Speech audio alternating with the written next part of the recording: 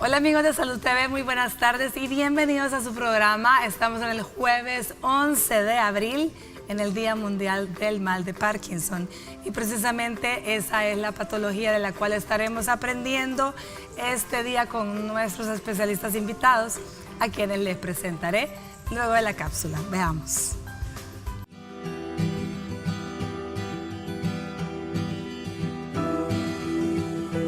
El mal de Parkinson es una enfermedad progresiva del sistema nervioso que afecta el movimiento. Los síntomas comienzan gradualmente, a veces con un temblor apenas perceptible en una sola mano. Estos temblores son habituales, aunque también suele causar rigidez o disminución del movimiento. En las etapas iniciales el rostro puede tener una expresión leve o nula y es posible que los brazos no se balanceen cuando caminas. El habla puede volverse suave o incomprensible. Los síntomas de la enfermedad de Parkinson se agravan a medida que ésta progresa con el tiempo. A pesar que esta enfermedad no tiene cura, los medicamentos podrían mejorar notablemente los síntomas. En ocasiones, el médico puede sugerir realizar una cirugía para regular determinadas zonas del cerebro y mejorar los síntomas. Los primeros síntomas de la enfermedad de Parkinson pueden ser diferentes para cada persona. Los primeros signos pueden ser leves y pasar desapercibidos. A menudo comienzan a un lado del cuerpo y usualmente continúan empeorando en ese lado, incluso después de afectar a ambos lados. Cada 11 de abril se conmemora el Día Mundial del Mal de Parkinson. Si quiere conocer más sobre el tema, quédate en sintonía de Salud TV.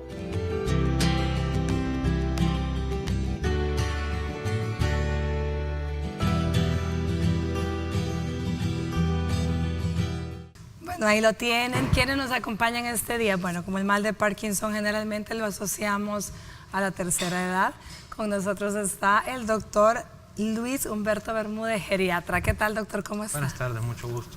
Bienvenido, de verdad, un placer. Gracias. Para nosotros tenerlo por acá nuevamente. Gracias, doctora, mucho gusto. Y como siempre, nuestro neurólogo, amigo ya de años de Salud TV, ya el doctor Ricardo López Contreras. ¿Cómo está, doctor? Muy bien, muchas gracias por invitarnos en este día muy importante en el que se conmemora el Mes Mundial del Alzheimer y hoy, 11 de abril, el Día Mundial del Alzheimer, de la enfermedad de Parkinson, con el objetivo de crear una sensibilización y crear conciencia e información sobre la enfermedad de Parkinson en todos los países del mundo. Muchísimas gracias, doctor. Nos encanta tenerlo por acá siempre que vienen a mostrarnos, a enseñarnos lo nuevo en tratamiento, en alternativas y sobre todo pues, en diagnóstico también de las diferentes patologías de las que hablamos. Hoy en esta ocasión hablando del mal de Parkinson. Hablemos un poco acerca de esta enfermedad neurodegenerativa, factores de riesgo, edades más frecuentes, porque hoy día ya no solamente es exclusiva de una edad de adulto mayor, también hay casos en jóvenes, ¿cierto? Sí, aunque la mayor frecuencia se da en adultos mayores, en realidad la enfermedad inicia alrededor de los 50 años de edad, cuando aún las personas son económicamente activas y a veces están en la cúspide de su carrera profesional y de trabajo, y es ahí donde inician los primeros síntomas y signos de la enfermedad, los síntomas motores de la enfermedad. Los 3 síntomas motores de la enfermedad característicos de la enfermedad de Parkinson son temblor en reposo, que es conocido como un temblor en cuentamonedas, es decir, tienen un temblor lento, grueso, que puede iniciar en un dedo, en 2 dedos y luego posteriormente se va extendiendo a la mano, posteriormente a todo el brazo y luego a toda la mitad del cuerpo. Además, se inicia una lentitud progresiva para realizar las acciones motoras voluntarias. Empiezan a caminar más lento. Las personas ya no son tan eficientes en su trabajo diario, ya que hacen todo más lento. Por ejemplo, si un obrero hacía 100 unidades por hora de un producto, ahora ya hace 50 o hace 40, porque la lentitud motora hace que pierda habilidades manuales que usualmente tenía. A medida avanza la enfermedad, también se agrega alteraciones del equilibrio, pero cuando examinamos a los pacientes en fases iniciales, además de un leve temblor, lentitud, encontramos una rigidez también que acompaña usualmente al inicio, a la mitad del cuerpo, que posteriormente se generalizan estos síntomas y signos de la enfermedad. Y en fases ya más avanzadas, que hay trastornos de la marcha, una marcha en pequeños pasos, y hay tendencia a perder el equilibrio. Y estos son los síntomas cardinales de la enfermedad de Parkinson. Sería entonces la alteración en la marcha. Primero el temblor en reposo, lentitud, monedas. Una rigidez en rueda dentada, que al examinarlo se siente como si hubiera una rueda dentada dentro de la articulación, y por eso se llama rigidez en rueda dentada, y posteriormente se agregan los trastornos del equilibrio. Esos son los 4 signos cardinales de la enfermedad de Parkinson. Entonces, por lo general se presenta en adultos mayores a partir de los 50 años de edad. No es exclusivo de los adultos mayores. Empiezan los primeros síntomas alrededor de los 50 años, pero tenemos cada vez con mayor frecuencia personas abajo de los 50 años teniendo enfermedad de Parkinson, a los 30 años, a los 40, algunos aún hasta los 20. Exacto. Existe la otra variedad de la enfermedad de Parkinson, que es la enfermedad de Parkinson juvenil, que puede empezar en jóvenes de 20 años o adolescentes. Cuando son de muy temprano inicio los síntomas y signos similares a la enfermedad de Parkinson, hay que buscar otras causas diferentes de la enfermedad de Parkinson en estos jóvenes. Pero sí tenemos una incidencia cada vez mayor, personas jóvenes adoleciendo la enfermedad. Ahora, aunque los primeros síntomas motores de la enfermedad inician alrededor de los 50 años, dijimos temblor, rigidez y lentitud, 20 años antes ya ha empezado la enfermedad, y algunos pacientes pueden tener algunos síntomas no motores de la enfermedad, que puede ser a veces trastornos depresivos, dolores osteomusculares, trastornos del sueño, y que pasan a veces desapercibidos consultando con diferentes especialistas de otras áreas hasta que aparecen los primeros síntomas motores de la enfermedad. Pero cuando inician, en realidad ya pasaron alrededor de 20 años de evolución en que la enfermedad ha ido avanzando en el cerebro de manera silente. Muy interesante definitivamente esto último, y me parece que vale la pena que conozcamos más acerca de ello. A ver, doctor Bermúdez, el impacto que genera en un adulto mayor que comienza a los 50 años con este tipo de problemas. Bueno, fíjese que el impacto generalmente pues, se puede extender desde 2 puntos de vista, desde el punto de vista emocional y desde el punto emocional propio del paciente y desde el punto de vista familiar, porque también, si bien es cierto que el paciente sufre la enfermedad, pero también las personas que lo rodean pues también lo acompañan. Quizás aunando un poco a lo que mencionaba el doctor, está la parte de los diagnósticos diferenciales, que muchas veces en el adulto mayor tiende a confundirse qué es lo que se está presentando, porque se puede acompañar de una demencia o encontrar el Parkinson en fases más avanzadas, y compartir esta responsabilidad con una demencia por enfermedad de Parkinson. Entonces, para mí el impacto es grande desde ese punto de vista, tanto emocional como familiar, ¿verdad? Emocional para el paciente y el acompañamiento de la familiar, familia. y definitivamente cuando se presenta en pacientes que están en el periodo de más productividad, definitivamente también va a ser económico. Claro. Bueno, ya se nos unió al staff la licenciada Daisy Guardado, con quien vamos a conversar luego de escuchar a Astrid Ábalos en el Avance TN21. Ya volvemos.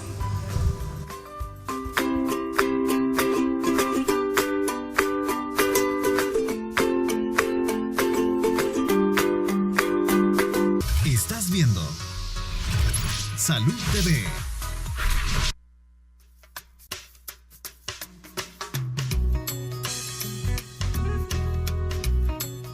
Problemas cerebrales, por estrés o por la edad.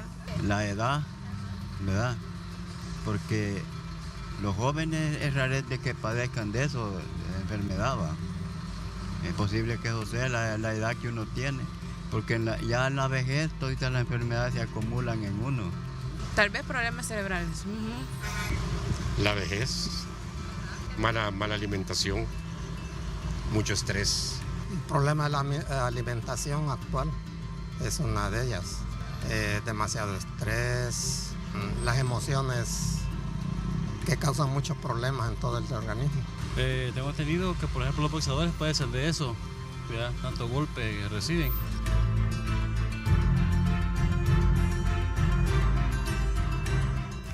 Muchísimas gracias a todas las personas que responden a nuestro sondeo. Bueno, le damos la bienvenida hoy oficialmente, licenciada Daisy Guardado, fisioterapista. ¿Qué tal, Daisy? ¿Cómo está? Doctora, buenas tardes, amigos televidentes. Gracias nuevamente por la invitación a este programa tan lindo y espero que con nuestro aporte podamos ayudar a los pacientes que están padeciendo esta enfermedad. Y definitivamente que el aporte que fisioterapia le puede dar al paciente con Parkinson es muy importante. ¿Desde qué momento empezamos a ver la necesidad y en qué momento podemos obtener los primeros beneficios, Daisy? Definitivamente la fisioterapia juega un papel fundamental para el tratamiento de los pacientes con Parkinson desde el inicio de la enfermedad. Como lo decía el doctor, hay pacientes que ya lo padecen y todavía no se han dado cuenta y se están tratando como otro tipo de enfermedad. La fisioterapia se inicia desde el estadio número 1 o hay pacientes que todavía ni siquiera han sido diagnosticados.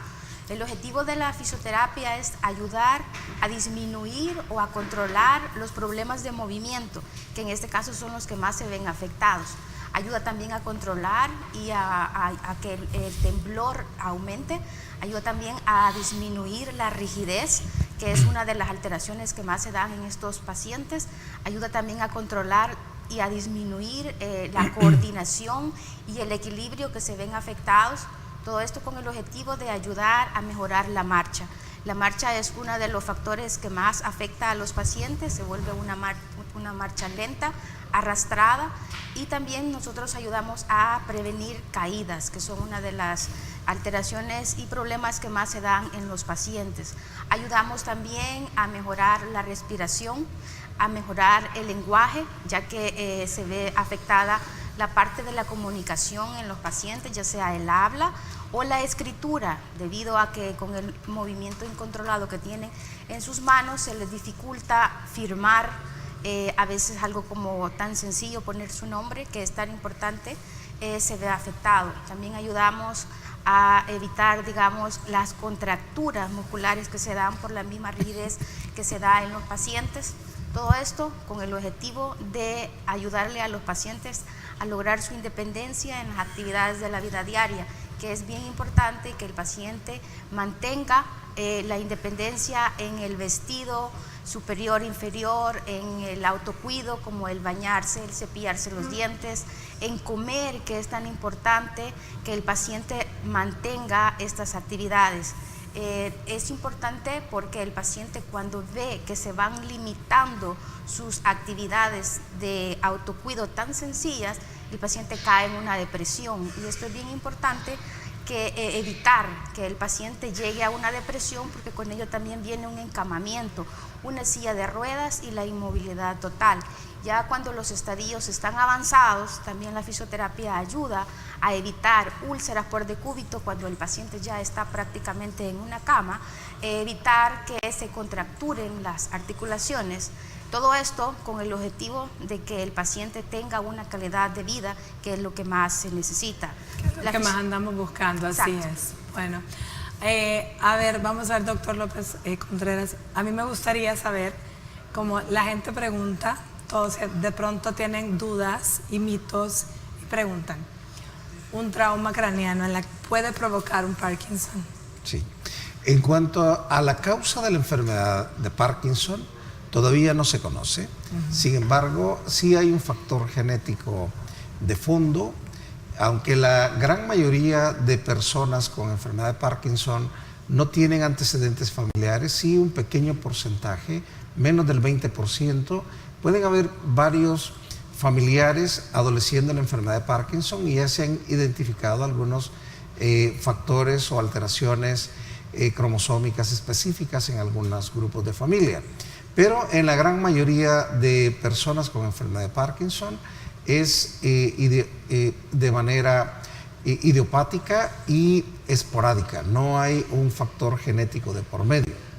Sin embargo, se ha estudiado mucho algunos factores de riesgo para padecer la enfermedad de Parkinson, aunque ninguno de ellos está relacionado directamente que va a producir la enfermedad, pero sí se ha visto asociado que tienen mayor riesgo de padecer enfermedad de Parkinson aquellas personas que han tenido antecedentes de golpes en la cabeza bastante considerables o en personas con alguna profesión, deportistas que están sometidos a golpes en la cabeza repetitivos como los boxeadores, los jugadores de fútbol americano.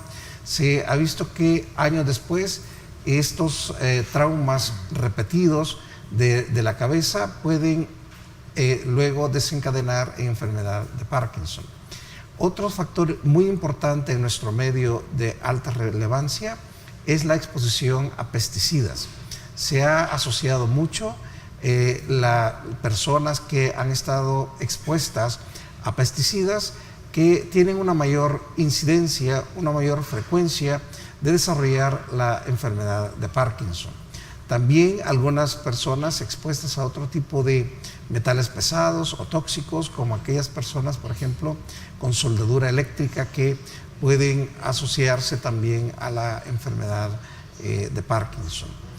Aunque estos son factores asociados que no tienen una relación causa y efecto, sí es importante tomarlo en cuenta. También existen parkinsonismos, es decir, otras enfermedades diferentes de la enfermedad de Parkinson, pero que presentan síntomas similares como temblor, rigidez y lentitud, pero que son otras enfermedades diferentes de la enfermedad de Parkinson. Aquí tenemos algunas enfermedades neurodegenerativas y otras que pueden ser inducidas principalmente por algunos fármacos. En las personas que tienden a automedicarse con algunos fármacos, por ejemplo, sinaricina, flunarizina, metoclopramida y otros, algún tipo de neurolépticos que no los se utilizan bajo control médico, el uso crónico de estos puede aumentar la incidencia de síntomas parkinsonianos, síntomas muy parecidos a la enfermedad de Parkinson, pero que pueden ser inducidos por estos fármacos. Algunas personas, cuando suspenden el uso de estos medicamentos, también después de algunos meses o años puede resolverse totalmente el trastorno parkinsoniano. Pero en aquellas personas que ya tenían un estadio de enfermedad de Parkinson silente, estos medicamentos lo que hacen es desencadenar o adelantar los síntomas y signos de la enfermedad y son los que evolucionan idénticamente como una enfermedad de Parkinson y de manera progresiva. Dentro de estos medicamentos estaban los neurolépticos y qué otros nos dijo. Algunos calcioantagonistas como la flunaricina, sinaricina y algunos también medicamentos que se usan para las náuseas y vómitos como la metoclopramida y otros medicamentos también utilizados como procinéticos. Aunque estos modernos producen menos problemas de parkinsonismo, siempre que nos llega por primera vez una persona con síntomas parkinsonianos, con sospecha de enfermedad de Parkinson, debemos de descartar todas las otras causas probables que puedan estar condicionando un parkinsonismo secundario. Muy interesante. A ver, doctor Bermúdez, usted decía la dificultad a veces de hacer un buen diagnóstico en el adulto mayor porque hay muchos diagnósticos diferenciales. Exacto. Hablemos un poquito de todos esos diagnósticos diferenciales que podría estar ocultándonos. Exacto. Bueno, dentro de los diagnósticos diferenciales están las demencias como la demencia por cuerpos de Lewy, está la demencia frontotemporal, que básicamente se presentan también con síntomas similares, ¿verdad? Hay trastornos de movimiento, pero lo que sucede en el adulto mayor es que cuando la persona llega a consultar muchas veces llega tarde y usted la encuentra en estadios 3, 4, muchas veces en estadio 5 de la enfermedad. Entonces, en ese momento uno se dedica más a alteraciones neuroconductuales o a tratar de mejorar la calidad de vida en esta persona, ¿verdad? Más que básicamente a afinar aún más los diagnósticos, ¿verdad? Entonces estamos hablando que demencias, entre la otra sería cuál, los medicamentos de los que estamos hablando, muchas veces puede esto estar provocando un parkinsonismo y dar lugar a un diagnóstico diferencial en los adultos mayores también. ¿Con qué frecuencia? Con bastante frecuencia, y eso es por la polimedicación que existe en el adulto mayor. La persona que llega a consultar, en el caso de geriatría, muchas veces tiene a su gastroenterólogo, tiene el neurólogo, tiene el cardiólogo, tiene el endocrinólogo. Entonces, no se comprende muchas veces de que no es el hecho de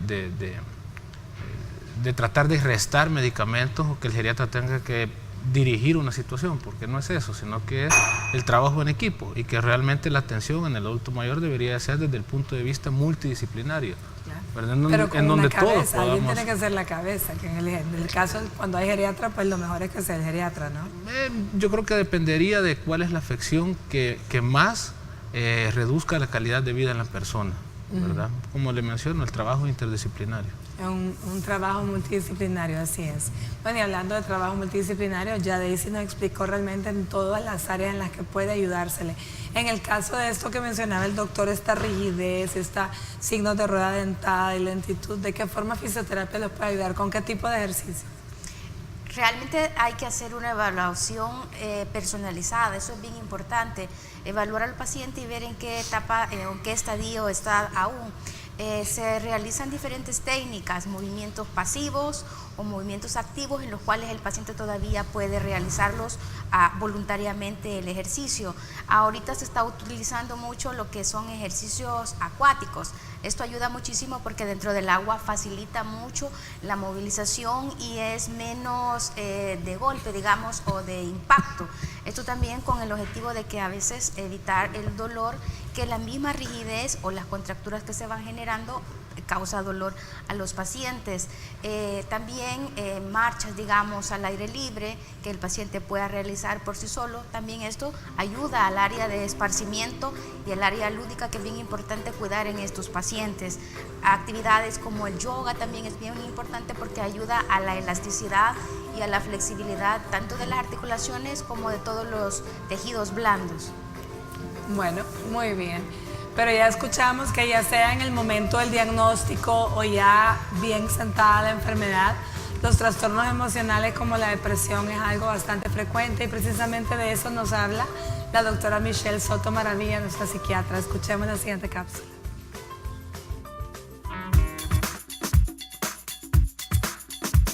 Hola amigos de Salud TV, les saluda la doctora Michelle Soto Maravilla, psiquiatra, y este día abordaremos el tema trastornos emocionales en pacientes con Parkinson. La enfermedad de Parkinson es una patología degenerativa del sistema nervioso central que afecta síntomas motores, por ejemplo, la movilidad, temblor, hay rigidez y hay enlentecimiento, y también hay algunos otros síntomas no motores, como por ejemplo la apatía, la pérdida de interés, la ansiedad y la depresión. Se ha visto que debido al mecanismo fisiológico por el que se desarrolla el Parkinson, que es la disminución de la dopamina, esta es una sustancia que tenemos en el cerebro que afecta tanto la movilidad como también las emociones.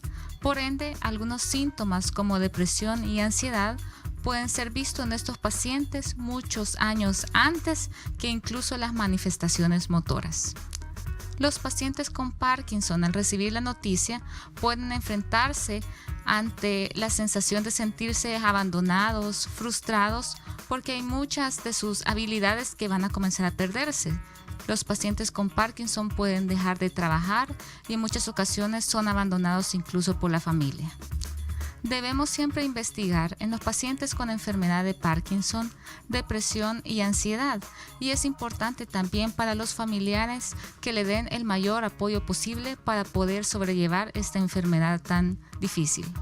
Aconsejo a los familiares y a todo el personal de salud que le demos nuestro apoyo a los pacientes con Parkinson. Son pacientes que están sufriendo mucho y nos necesitan a nosotros para poder mejorar sus síntomas. Soy la doctora Michelle Soto, psiquiatra. Nos vemos en la próxima.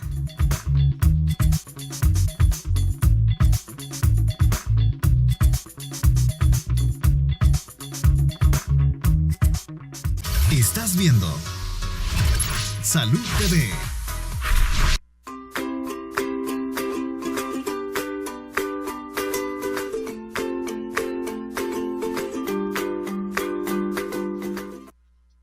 Muy buen provecho a usted que está almorzando y gracias por permitirnos estar ahí acompañándole este día hablando sobre la enfermedad de Parkinson. Si usted tiene preguntas, ya sabe, puede enviarlas para que nuestros especialistas se las respondan a través de nuestras redes o también a través de nuestro WhatsApp o nuestro teléfono en el estudio.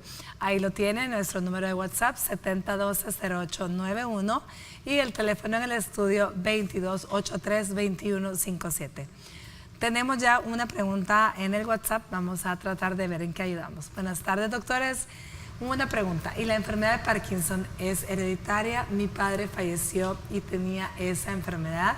Angélica. Gracias, Angélica, por escribirnos. Bueno, muy bien, doctor.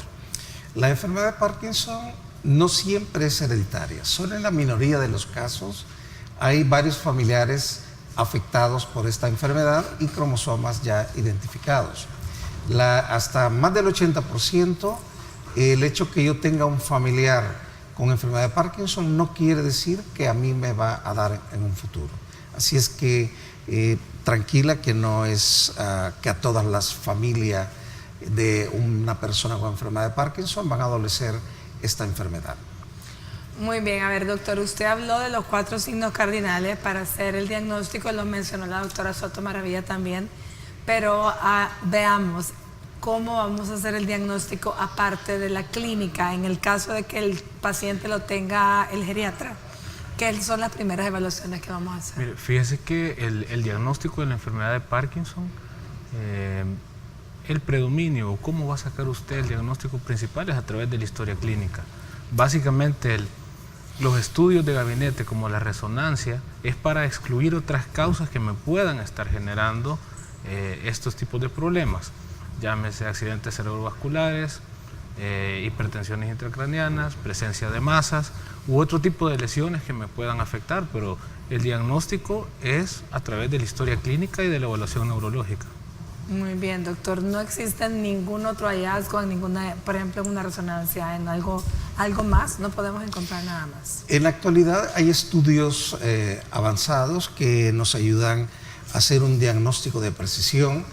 Aunque no contamos con estos recursos en nuestro país, existe la tomografía por emisión de positrones, que se inyecta un material de contraste que se va a unir a las áreas del cerebro donde se produce dopamina, y dependiendo si hay una pobre captación o normal, puede apoyar el diagnóstico clínico, que por historia clínica lo tomamos del paciente. También hay unos marcadores biológicos que podemos tomar ya sea en sangre o líquido cefalorraquídeo, pero que tampoco los tenemos disponibles en nuestro país.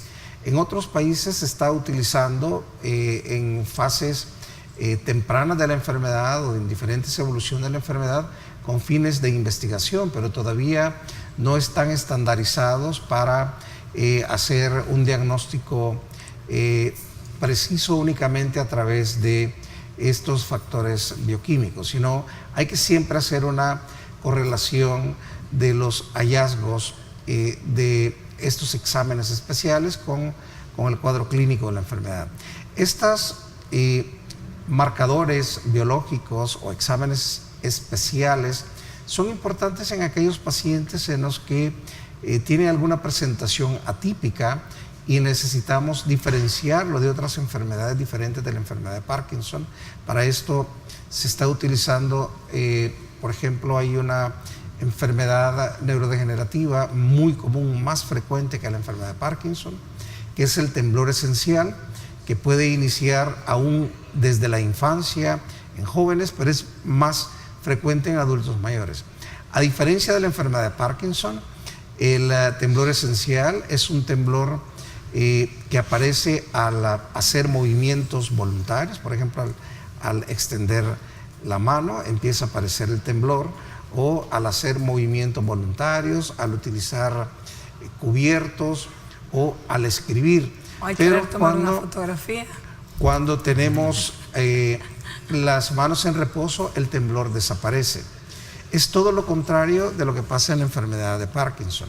En la enfermedad de Parkinson el temblor aparece cuando está en reposo, y al hacer un movimiento el temblor tiende a desaparecer. Por eso muchos pacientes con enfermedad de Parkinson los van a ver caminando con el puño cerrado. Este es un mecanismo que ellos tienen para tratar de frenar el temblor, que si no hacen este movimiento voluntario, el temblor es más evidente.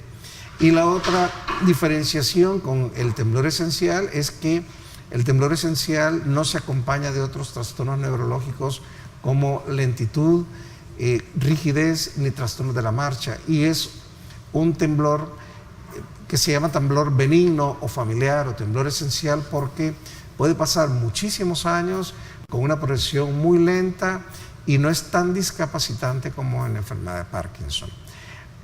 Aunque en algunos pacientes en fases avanzadas el temblor puede ser muy intenso y muy discapacitante, pero existen medicamentos con los que se pueden controlar. Entonces, en la enfermedad de Parkinson hay diferentes prototipos o fenotipos de la enfermedad, como se pueden presentar. Hay quienes predomina más el temblor más que la rigidez, y estos pacientes tienen una evolución más benigna, la evolución va más lenta, es menos discapacitante. Hay otra forma de enfermedad de Parkinson en la que casi no tiemblan o el temblor es casi inexistente. Estos pacientes que son más rígidos, que se llama parkinsonismo rígido asinético, usualmente la evolución va más rápido y la discapacidad también un poco más acelerada. Y hay otro tercio de estos pacientes en los que hay una combinación más o menos similar de temblor y rigidez. No todos los pacientes evolucionan de igual manera y actualmente existen medicamentos que pueden mejorar notablemente durante muchos años la calidad de vida de los pacientes, incluso hacer desaparecer transitoriamente los síntomas mientras toman la medicación. Bueno, definitivamente esas son buenas noticias que nos agrada escuchar. Pero en este momento vamos a ver las curiosidades sobre el mal de Parkinson y ya volvemos.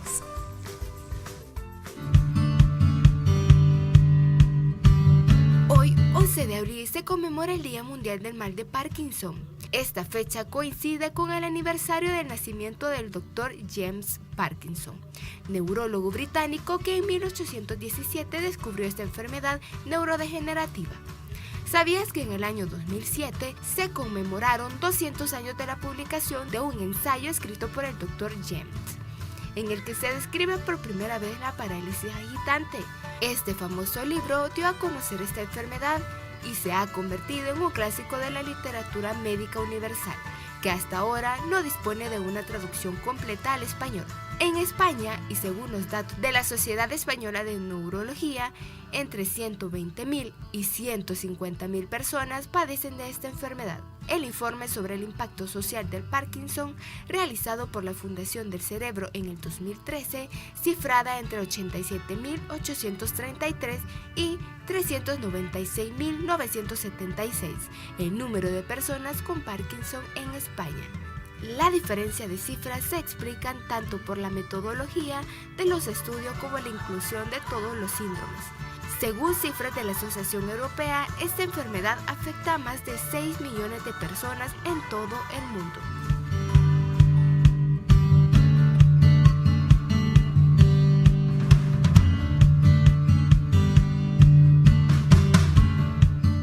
Estás viendo Salud TV.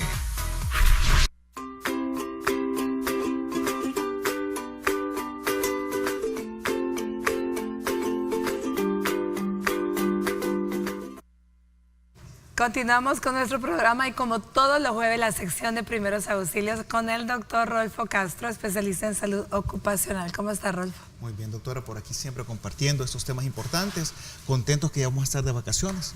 Ya falta poquito, así es. Bueno, y precisamente como ya vamos a estar de vacaciones, es bien importante siempre recordar a la gente que lo mejor es prevenir y no lamentar, pero hay que también tener buenos botiquines y muchos cuidados para evitar accidentes, y hay cosas que queremos recordar y hay varios términos en cuanto a lo que es la resucitación cardiopulmonar que la gente tiene muchas dudas. Sí, bueno, de hecho en las redes sociales se ha estado descubriendo, es decir, han estado haciendo preguntas referente a la reanimación cardiopulmonar, y eso es bien importante porque recuerden que el programa hasta cierto punto es educativo. Entonces nos interesa que a la población le quede claro estos conceptos con este tipo de preguntas que ellos han hecho. Definitivamente somos completamente educativos, Rodolfo. Excelente. No hasta cierto punto. Vamos a ver los rótulos que nos demuestran las preguntas que nos han estado haciendo a través de redes sociales en relación a esto. Bueno, la primera de ellas es, ¿qué es RCP? Bueno, realmente uno de los errores que cometemos la parte médica es que siempre hablamos con abreviaturas. Ya, ese es un error craso y muchas veces creemos que la persona lo entiende. RCP significa reanimación cardiopulmonar o algunos pues se atreven a decir también resucitación cardiopulmonar, pero normalmente lo manejamos como reanimación cardiopulmonar. Muy bien, entonces son las siglas de reanimación cardiopulmonar. Exactamente. Bueno, obviamente en el idioma inglés le llaman CPR, ¿verdad? Que básicamente es como mover un poco las letras, pero esta terminología es mundial a través de la Asociación Americana del Corazón y el Concilio Europeo de Resucitación Cardiopulmonar. Muy bien. Veamos el siguiente rótulo que nos ha hablado sobre las preguntas más frecuentes al respecto. Ahí nos dice, ¿cuándo se debe parar el RCP? Es una pregunta bien interesante, muy, muy interesante. Bueno, voy a hablar quizás así breve y conciso del protocolo. El protocolo establece que debe de hacerse más o menos un promedio de 25 o 30 minutos, a veces 35 minutos de reanimación cardiopulmonar, ¿verdad? Pero eso es el protocolo. Ahora, ¿qué pasa cuando nos salimos del protocolo? Es decir, cuando le damos más tiempo a la persona, obviamente es cuando hay una relación más directa con la víctima, ¿verdad? Hay personas que a veces han dado hasta 2 horas, pero porque obviamente ya hay una relación muy cercana, pero el protocolo establece más o menos 30 minutos porque posterior a 5 minutos de disminución del flujo sanguíneo cerebral, pues comienzan a haber ya lesiones cerebrales. Entonces, obviamente después de 30, si no lo hemos logrado que se restablezca la circulación, esto nos va a generar obviamente ya problemas serios y obviamente la muerte. Bueno. Muy bien, entonces hablamos de más o menos 25 a 30 minutos. Veamos el siguiente interrogatorio al respecto de la RCP. Ahí nos dice cuándo se puede hacer todo lo que esté a nuestro alcance y el signo de interrogación. Bueno, quizás aquí en esta pregunta es bien interesante porque quizás va en relación con la pregunta anterior, o sea, ¿cuándo vamos a parar? ¿Verdad? Quizás para poderle dar respuesta a esto. Bueno, hablamos de tiempo, pero también vamos a parar cuando ya tenemos al sistema de emergencias que ya llegaron a apoyarnos. Vamos a parar cuando el brigadista ya no soporte dar reanimación cardiopulmonar. Vamos a parar cuando la víctima reaccione, ¿verdad? Y pues vamos a parar cuando ya sean personas, por ejemplo, que tengan edades muy avanzadas y obviamente sabemos que el tiempo de vida se ha terminado. Sin embargo, la pregunta en relación a esto va, ¿cuándo vamos a hacer más allá? O sea, lo que sea a todo nuestro alcance. Es, por ejemplo, en casos como niños, por ejemplo, porque tienen un muy buen pronóstico muchas veces para poder salir de un paro cardiorrespiratorio. Vamos a hacerlos en personas que estén recién ahogadas en agua, aclaro el punto, pero que inmediatamente lo hayan sacado, no que tenga ya mucho tiempo estar en agua, ¿verdad? Y se utiliza la misma reanimación cardiopulmonar y ha dado muy buenos resultados. Esos son como, digamos, los casos más emblemáticos que dan. En los que podemos seguir dando más, sí, más allá. Correcto. Muy bien. Bueno, siguiente pregunta respecto al RCP. ¿Cuánto tiempo se debe dar RCP? Bueno, esta prácticamente ya la respondimos. Sí, básicamente pues ya mencionábamos 30 minutos y va en relación básicamente con las personas, con la víctima que tengamos, qué relación tenemos, ¿verdad? Puede ser hijo, esposa, eso pues alarga un poco más los tiempos, pero el protocolo establece 30 minutos. 30 minutos, muy bien. Siguiente, tenemos más preguntas, nos dice,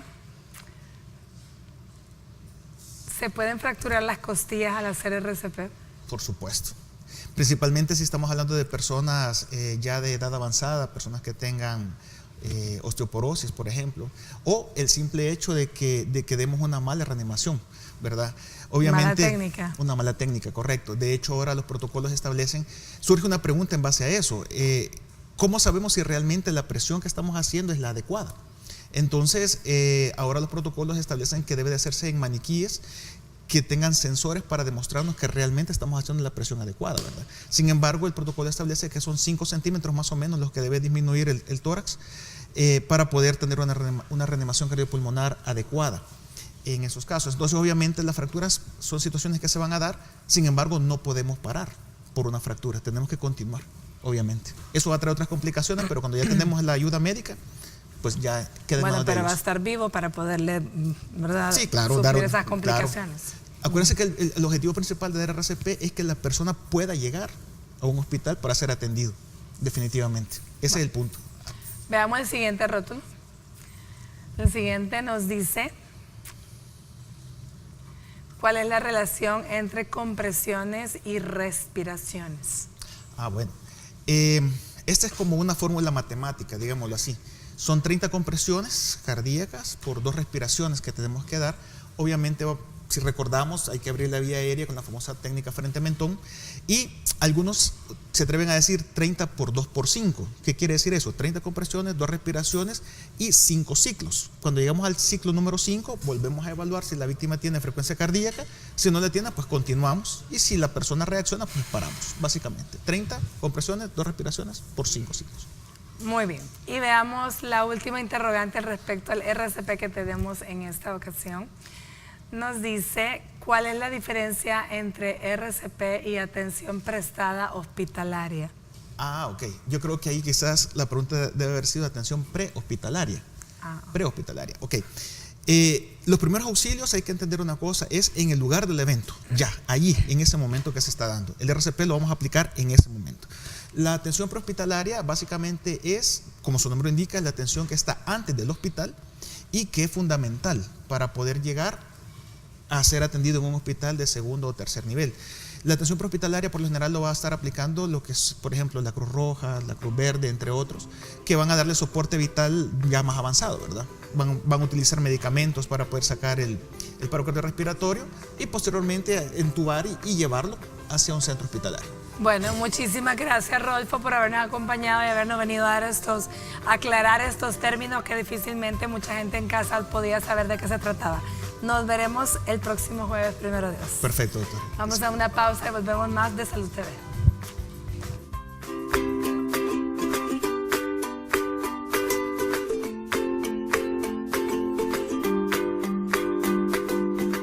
Estás viendo Salud TV.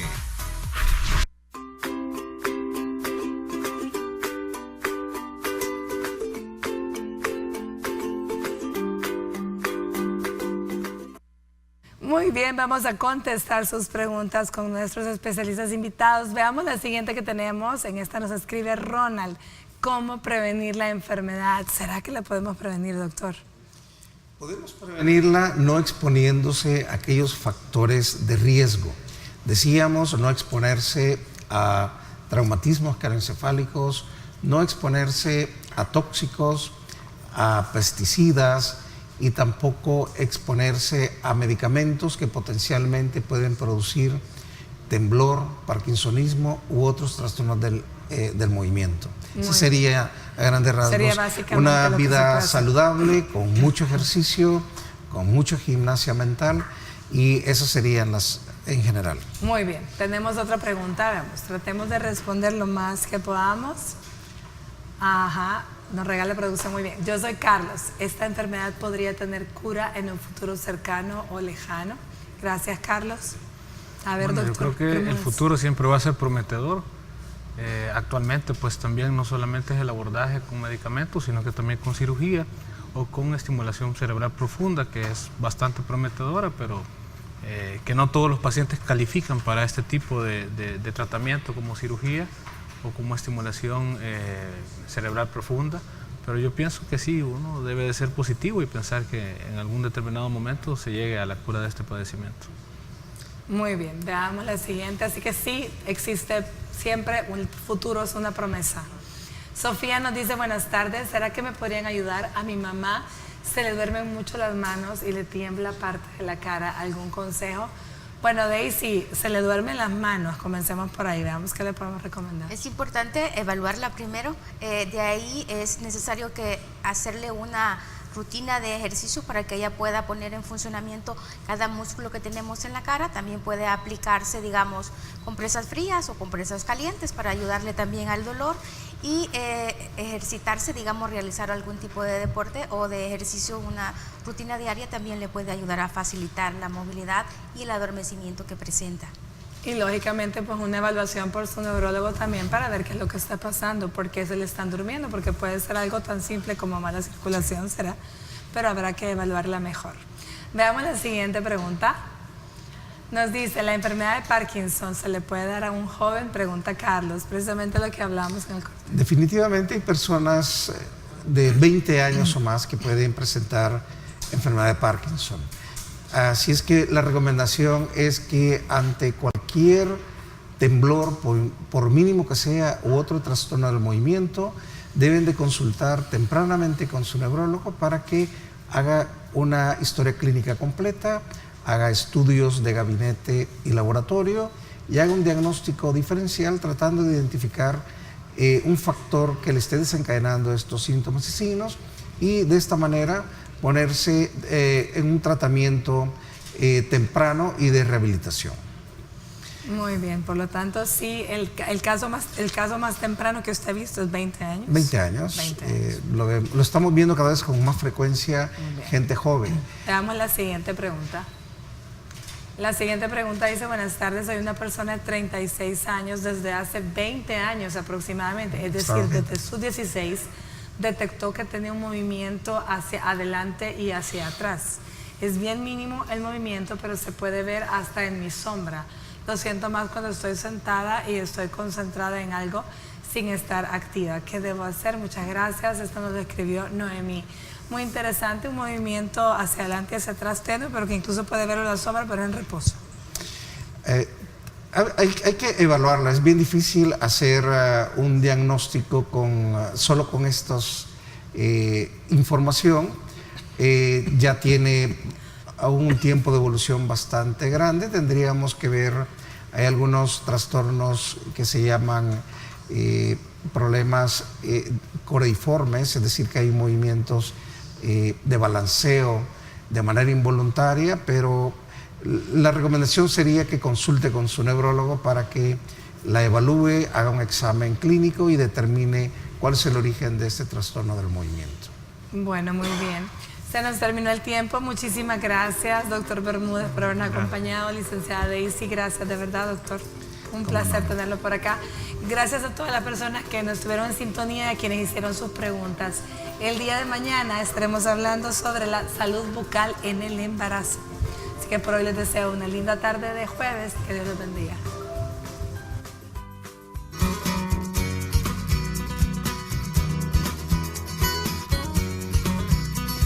A pesar que aún no se cuenta con una cura para el mal de Parkinson, los expertos recomiendan los siguientes consejos que pueden ayudarte a prevenir esta enfermedad. En primer lugar, se recomienda una buena dieta equilibrada que contenga vitamina E, ya que constituye un poderoso antioxidante que puede ayudar a proteger las células del cerebro. Las grasas de origen vegetal son ricas en vitamina como el aceite de germen de trigo, el aceite de oliva o el de girasol. Otros alimentos muy ricos en esta vitamina son semillas de girasol, avellanas y las almendras. Es importante que realices actividad física moderada, también fomentar las relaciones sociales, mantener un contacto diario con familiares y amigos, evitar el aislamiento y realizar tareas que demanden actividad intelectual, como leer o juegos de mesa. Es otra forma de evitar este problema. Aunque a menudo no se le presta toda la atención que merece, es la de un buen dormir. Según los especialistas, los pacientes de Parkinson han demostrado un aumento de los síntomas ante situaciones de estrés y ansiedad. Por eso es importante tomar en cuenta que la enfermedad ataca el sistema nervioso, que un ambiente difícil logre desencadenarla. Por eso intenta relajarte, practicar yoga, meditar y disfrutar de la vida para prevenir este mal.